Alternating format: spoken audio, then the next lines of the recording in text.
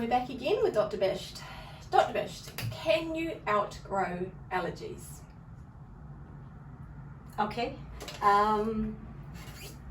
Yes, in one word, but let me extrapolate. Okay.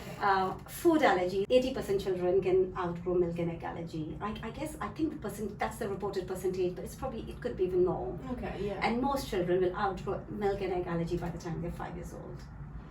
20% children are reported in long-term studies as outgrowing nut allergies. Mm-hmm. And I guess generally, 8 to 10 years of age is where we say if they're going to resolute, they'll resolute by then. And if they still haven't, then it's more likely to be lifelong. I guess the other allergy that people are not that aware about, and is very common, is penicillin allergy. Mm-hmm. There's a big perception of people being allergic to penicillin. Yes, there is, yeah. So I think 10% of the population is reported to be penicillin allergic, but if you were to really test them, it comes down to less than 2%. Wow. So I think it's very useful. It's a very important drug. It's one of the most useful antibiotics, the oldest antibiotic. And there's this huge huge perception that lots of people are penicillin allergic because of what happens sometimes. Yes. So if we take that out and talk about the truly penicillin allergic population, who are truly penicillin allergic, even they in 10 years time can outgrow penicillin allergy. Wow, okay. So a decade is thought to be the right amount of time where you can have tolerance back to penicillin. So I think it's really useful if you have a history of penicillin allergy to kind of get evaluated by a specialist. Great. And what about house dust mite allergy? Right. I have to say I'm not entirely sure.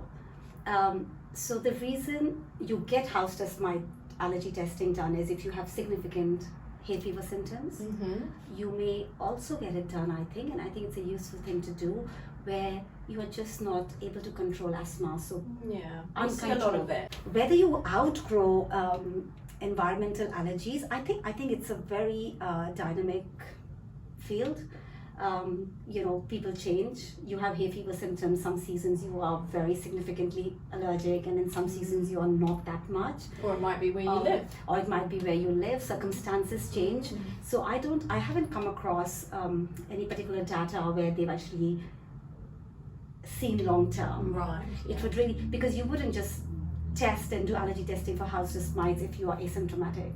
Yeah. You would only do it if you have persistent symptoms. Mm. So whether you completely outgrow environmental allergies, possibly not, but you probably don't react as much with time.